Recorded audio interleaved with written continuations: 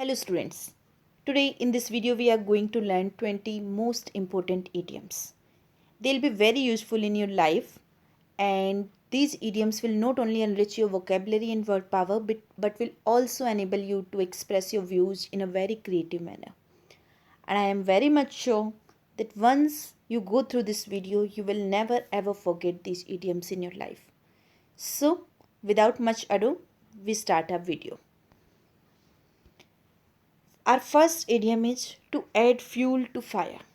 Students, to add fuel to fire mean to make matter worse or aggravated. The situation that is already problematic. पहले से ही एक situation जो problematic है, matter जो है bad है, and you are making it worse. कैसे? आग जो पहले से लगी हुई है, आप उसमें फ्यूल डाल रहे हो, आप उसमें घी डाल रहे हो, तो क्या होगा? आग भड़केगी. यानी कुछ ऐसी लड़ाई जो ऑलरेडी प्रॉब्लमेटिक सिचुएशन है, हम उसमें और ज़्यादा उसको उकसा रहे हैं, मैटर को वर्स बना रहे हैं और बुरा बना रहे हैं और एग्रावेट कर रहे हैं. And if we go by the sentence, don't talk to Reena when she is angry. Instead of solving the matter you add fuel to the fire by doing that. Mean some girl Reena, whenever she is angry, अगर हमने उसे उस time बात करने की कोशिश की तो क्या होगा? बजाय कि वो शांत होने की, वो क्या करेगी? और ज़्यादा भड़क जाएगी. यानी हम क्या करेंगे? Will add fuel to the fire. So adding fuel to the fire mean one thing that is already problematic and we are making it worse. The next is to be between rock and a hard place. One side is a rock chattan that is very hard to go through, and the another side there is a hard place. Hard place कुछ भी हो सकता है, like in picture you are seeing that one side there's a rock and another side there's a wild animal. तो अभी ये man जो है वो जाए कहाँ? It means simply we are in a situation that is very problematic and we cannot go to either side. To be in a very difficult situation and to have to make a hard decision. आप जो भी decision लोगे that will be hard, क्योंकि आप दोनों तरफ से problem में हो. And sentence, if we go by, I hate my job but cannot quit owing to my economic condition. I am stuck between a rock and a hard place. Some person, job जिसकी अच्छी नहीं है उसे hate है, लेकिन वो इसे छोड़ भी नहीं सकता बिकॉज उसकी condition, economic condition that is not very good. So एक तरफ बैड जॉब और एक तरफ बैड इकोनॉमिक कंडीशन, किसी भी साइड जाएगा there will be the problem, and that is to be between rock and a hard place. The next, to break down. Break down students, आपने सुना है अक्सर मशीनरी जो होती है ब्रेक डाउन हो गई. किसी मशीन का चलते चलते ख़राब हो जाना, या फिर समटाइम एक ह्यूमन बीइंग भी ब्रेक डाउन होता है. Mean when he starts crying bitterly, बहुत बुरी तरह से रोने लग जाना. तो किसी मशीनरी का कोलैप्स हो जाना, ख़राब हो जाना, या फिर किसी इंसान का बिटरली क्राई करना, रोने लग जाना, that is break down. The car broke down half way through the road trip across the country. One person was going through the for the trip across the country, और बीच में क्या हुआ? उसकी कार ब्रेक डाउन हो गई. Break down mean machinery जो थी वो कोलैप्स हो गई. And he almost never showed emotion, but he always broke down and cried during his favorite movie. अब वो आए जो कभी भी जनरली अपने इमोशंस नहीं दिखाता था, बट अपनी फेवरेट मूवी में जैसे इमोशनल सीन आने लगता तो ब्रेक डाउन हो जाता. Break down mean crying bitterly. So break down, machinery का कोलैप्स होना या फिर बुरी तरह से रोने लग जाना. To break the ice. Ice ब्रेक करने का मीन क्या है? एक situation that is very much silent. Two people are there and they are not talking to each other. It means there is a ice. उन दोनों के बीच में मानो एक बर्फ़ जम गई है. और आइस ब्रेक की मीन उनकी बातचीत एक दूसरे से जो उस बर्फ़ की वजह से नहीं हो रही थी, that has started. In simple, to start the conversation.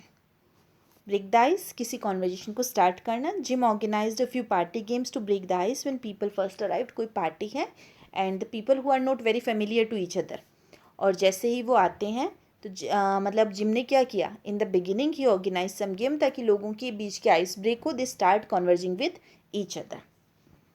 The next is to burn a hole in pocket. Pocket में होल बर्न होना, इसका मीनिंग क्या हुआ? आपकी पॉकेट में पैसे हैं और होल होगा, बर्न होके जल के, मतलब वो पैसे जल्दी जल्दी बाहर आएंगे. एंड लिटरल मीनिंग अगर हम देखें तो to spend money quickly.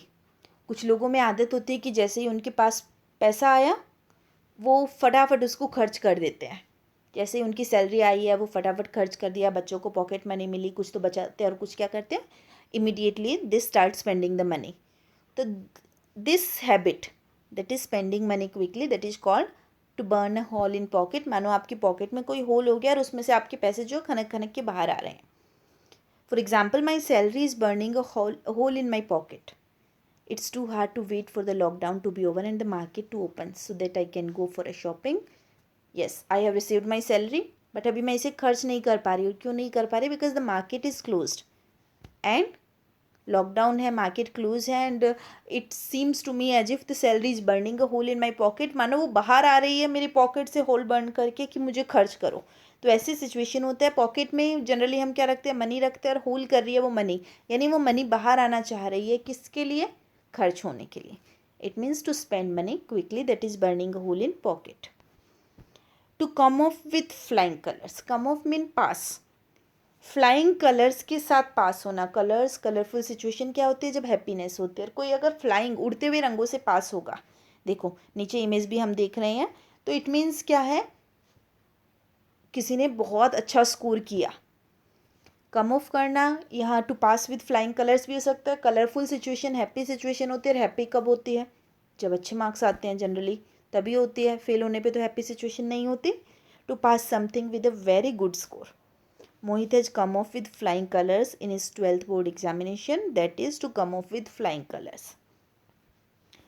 To coast an arm and a leg. An arm and a leg. Cost होना. कोस्ट होना कीमत होना.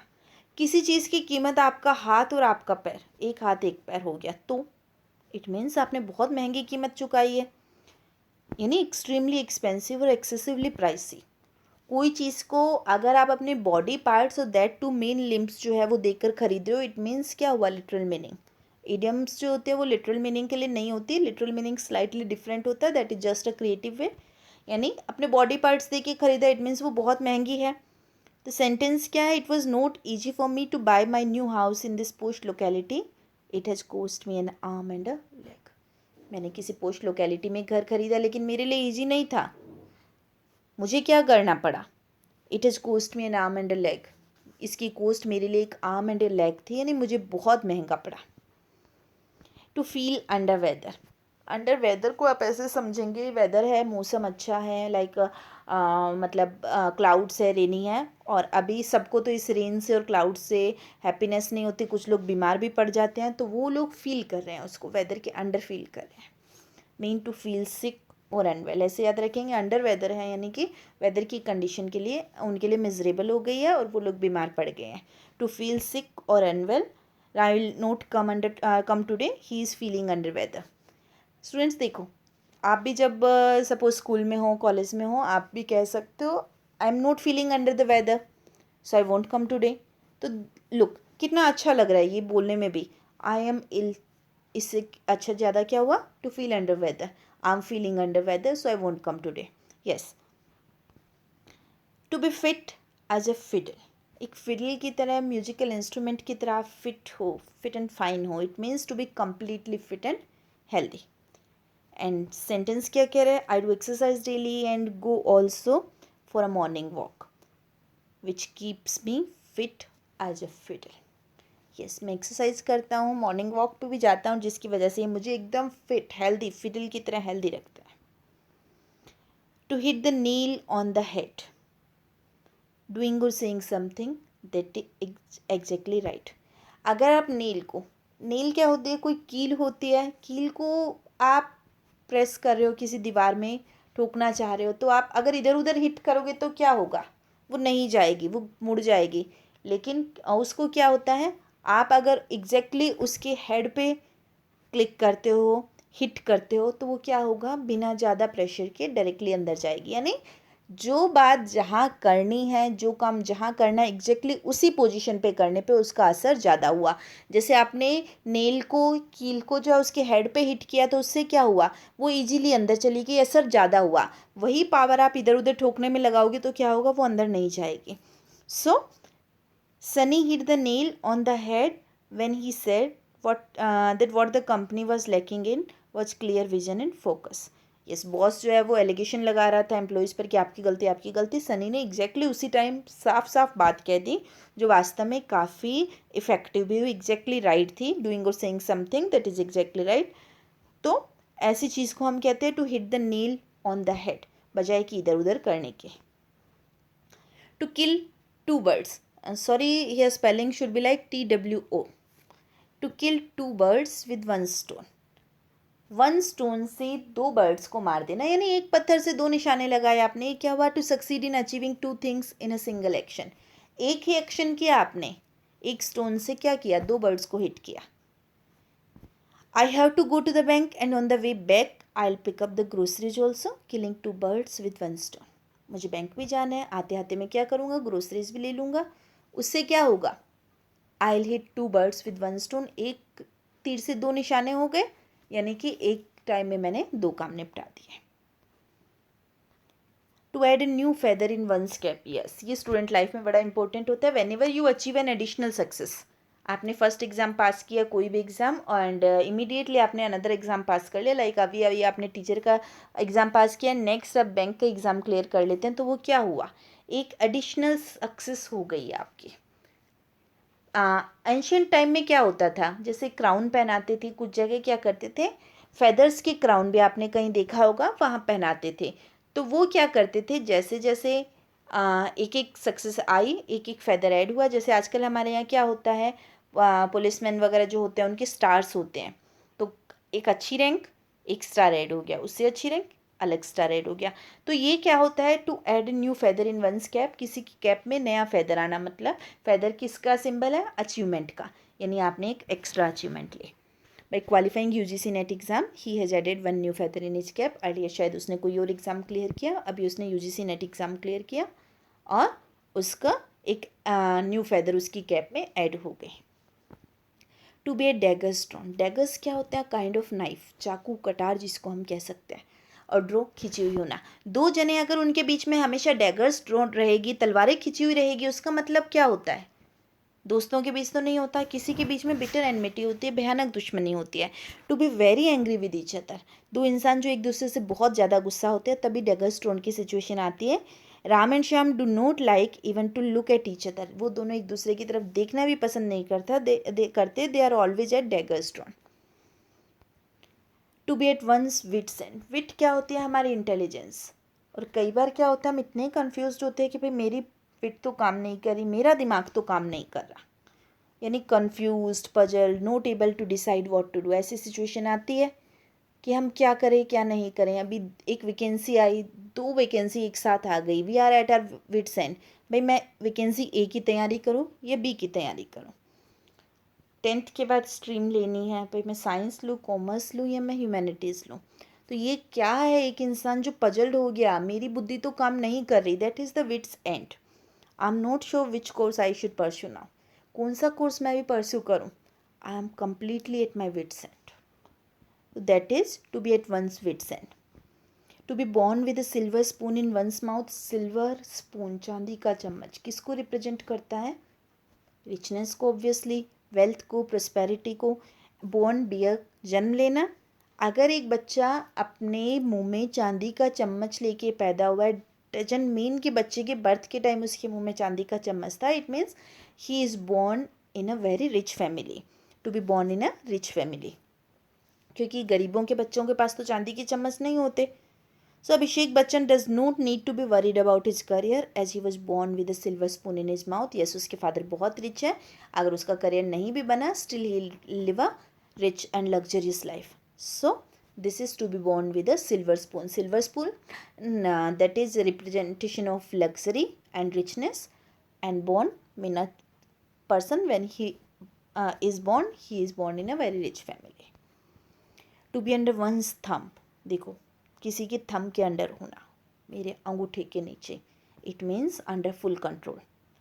इन private firms the employees have to remain under their bosses thumb in order to secure their jobs. है ये situation कि private firms में आजकल ये सिचुएशन बनी, आपको अपने बॉस के अंडर कंट्रोल में रहना होता है, उनके थंब के अंडर रहना होगा अगर आपको अपनी जॉब बचानी हो। मोस्टली प्राइवेट फर्म्स में, नॉट ऑलवेज बट मोस्टली ऐसा चलता है।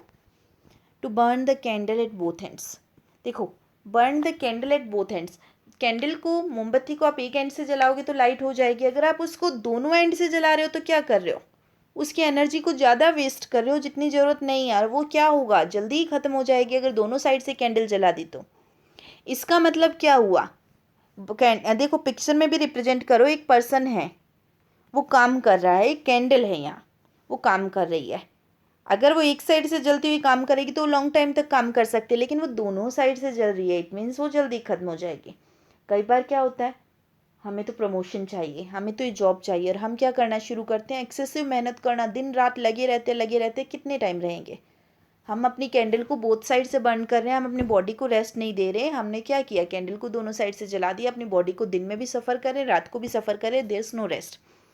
To exhaust mean to make tired oneself by working too much, going to bed late and getting up early. और ये क्या होगा, हमारी कैंडल जल्दी ख़त्म हो जाएगी, लेट सो रहे हैं, जल्दी जाग रहे हैं। She is working day and night to get a promotion, but I think in this way she is burning the candle at both end. क्योंकि कितने टाइम काम करेगा, अल्टीमेटली आफ्टर सम टाइम इंसान जो बीमार हो जाएगा। एग्जॉस्ट हो गया। To burn midnight oil, midnight के टाइम ऑयल, ऑयल ये कहाँ से आई इडियम, पुराने ज़माने में लाइट्स नहीं होती थी, तो अगर किसी को रात को काम करना होगा तो क्या करना पड़ेगा, उसे ऑयल के लैंप्स जलाने होंगे, दिए जो होते हैं, लालटेन जो होती है वो जलानी पड़ेगी। और मिडनाइट के टाइम अब वो कोई ऑयल जला के ऑब्वियसली पकोड़े तो नहीं तलेगा, वो क्या करेगा, मिडनाइट ऑयल में मोमबत्ती या दिया या लालटेन जला के वो काम करेगा। यानी कोई इंसान मिडनाइट तक, आधी रात तक, लेट नाइट तक काम करता है तो उसे हम कहते हैं मिडनाइट ऑयल बर्न करना। It was not easy for me to get this reputed job, I had to burn midnight oil for almost 2 years। कि मुझे लगभग 2 साल तक, आधी रात तक मैंने हार्ड वर्क किया, only then I was able to get this reputed job. To change hands, हाथ चेंज करने का मतलब क्या है, ये नहीं हुआ कि हमने अपने हाथ चेंज किए। एक चीज़ जो मेरे हाथ में है मैंने आपके हाथ में पकड़ाई, फिर आपने नेक्स्ट के हाथ में, और फिर नेक्स्ट हाथ में, जैसे पासिंग द पार्सल का गेम होता है। तो वो पार्सल क्या करता है, दैट इज चेंजिंग हैंड्स, एक हाथ से दूसरे हाथ तक जाना, to pass from one hand to another. After its establishment only 1 year before, this hotel has changed hands 6 times।